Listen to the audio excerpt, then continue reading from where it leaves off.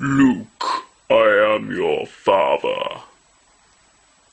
Alas, poor Yorick, I knew him well. Play it again, Sam. And also the bonus, elementary, my dear Watson. What do these four phrases have in common? Find out at the end of the video. Welcome, my dear friends, to Etymology. If you have watched any of my old videos, I know it's only going to be a few of you, you will know I have an interest in etymology. That means studying the origins of words and how they progress through language. Indeed, etymology itself comes from Greek, meaning the true matter of things. So I thought I would do a little video just showing some of the little quirks in the English language and where phrases and words come from, and maybe you find it interesting, and if you do, maybe I'll do another. Who knows? Let's get started. Balls and boobies today. Oh, smutty. So have you ever wondered where the term booby trap comes from? After all, you're not really trapping boobies. Well, maybe you would have been. Possibly one of the... There's, again, in etymology, there's often contending theories.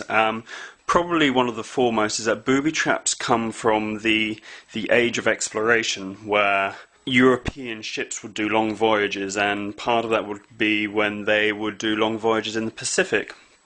And it would be often difficult to gain new foodstuffs, so one of the ways they would do this is sailors would put some fish or bait on a deck, lay a lasso or rope around it, and birds would fly down onto the deck, at which point the sailors could spring the trap and lasso them and capture them.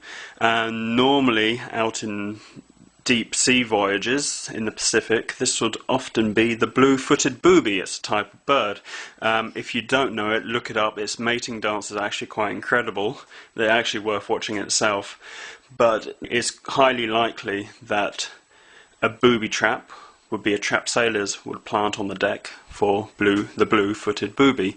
Indeed, actually in English, I'm not quite certain if this carries over to Americans or outside of England, but a booby itself became a popular phrase because of these birds in the 16th century, meaning a slow or stupid person, because blue-footed boobies again have large feet, so they are not particularly dexterous when walking on land. They move slowly.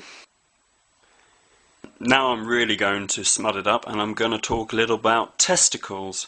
You might protest this, or contest this, or even detest this. But the testament I'm going to give about the testosterone orbs is that all these words have the same stem, testis, which is Latin.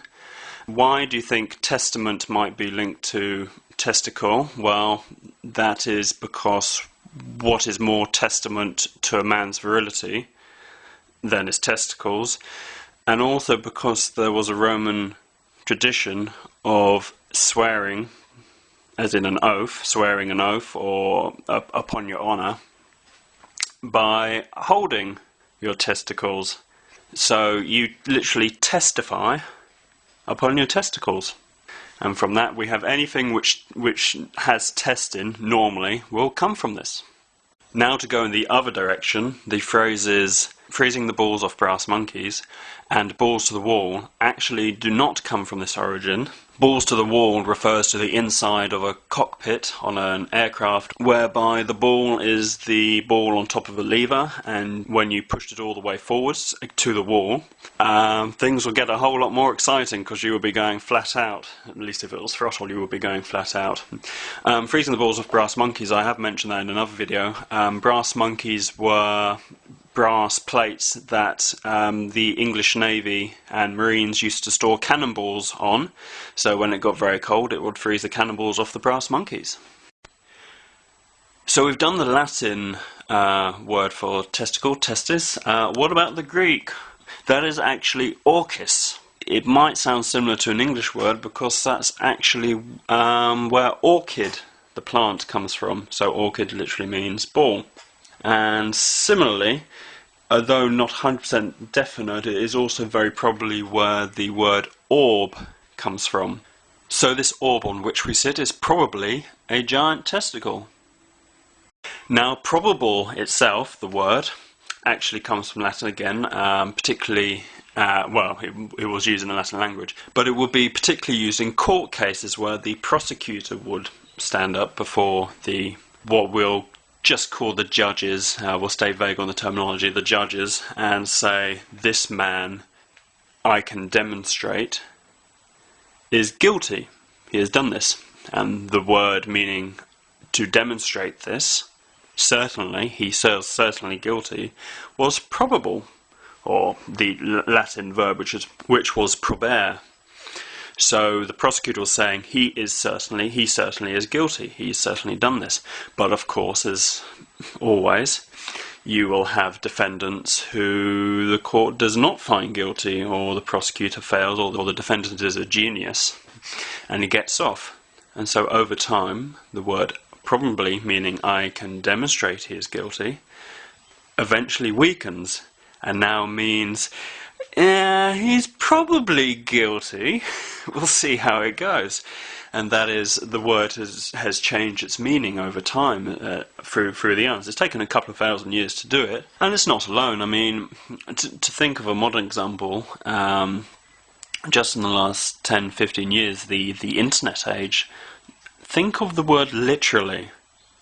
And notice that that's probably changing. The usage people use now may not necessarily be how you would have used it 20-30 years ago. So words do change their meanings. Another good example of words changing, or the meaning of phrases becoming obscure, would be found in one such as, the proof of the pudding is in the eating. It doesn't really make sense when you stop and think, well, the proof of what are you proving? And that's because, again, the word proof has changed. Proof actually used to mean a test. Now you know where test comes from now, don't you? So what the phrase actually means is the test of the pudding is in its eating, which makes a whole lot of sense. But again, proof has changed its meaning slightly and become something else. Now the phrase is slightly nonsensical, particularly, I imagine, if you're a foreigner and you learn that, I imagine it's very hard to work out, because really you can't work it out. It doesn't really mean anything anymore.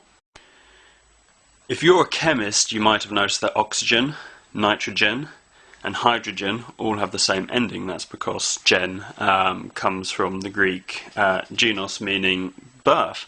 And this is found all over English. You can have it in gene, or gene pool, genus, gender, even generous, which used to mean well-born, and again can be found aside gentleman, or gentle, regeneration, generation, and even genocide.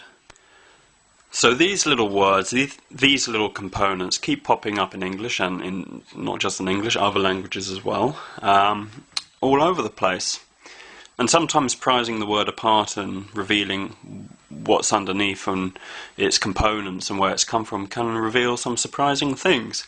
Well, I hope you've enjoyed this little talk. If you want to know what connects the Star Wars phrase and the Hamlet phrase and the Casablanca phrase, which I said at the beginning, that is what connects them all is that they were never said or written. Not one of them. The actual quote Darth Vader says in The Empire Strikes Back is not Luke, I am your father. He actually says, no, I am your father. In Casablanca, Ilsa does not actually say play it again, Sam. She says, play it once, Sam, for old time's sake. And then just after she says, play it, Sam, play as time goes by. Alas, poor Yorick, I knew him well, is not actually written in Hamlet. What is actually written in the soliloquy is, alas, poor Yorick, I knew him, Horatio, a fellow of infinite jest. And Sherlock Holmes, I think elementary, my dear Watson, elementary Watson, even though I think now the phrase elementary, my dear Watson has been used in Sherlock Holmes series and films, you know, the Basil Rathbone ones, and now the Robert Downey Jr. films that have come out, the Guy Ritchie ones, is never actually written in any Arthur Conan Doyle book, Elementary. Sherlock Holmes does use the word elementary, but he never once says elementary, my dear Watson. In fact, that has been accredited to P.G. Wodehouse, who is the first known person to write elementary, my dear Watson, in a book sort of roughly spoofing or referring to Sherlock Holmes. Well, there you go, because a lot of you probably would have been generous enough to testify that he had. Who knew? Alright, live leak. There you go, there's a few facts and ideas for you this week. Bye bye.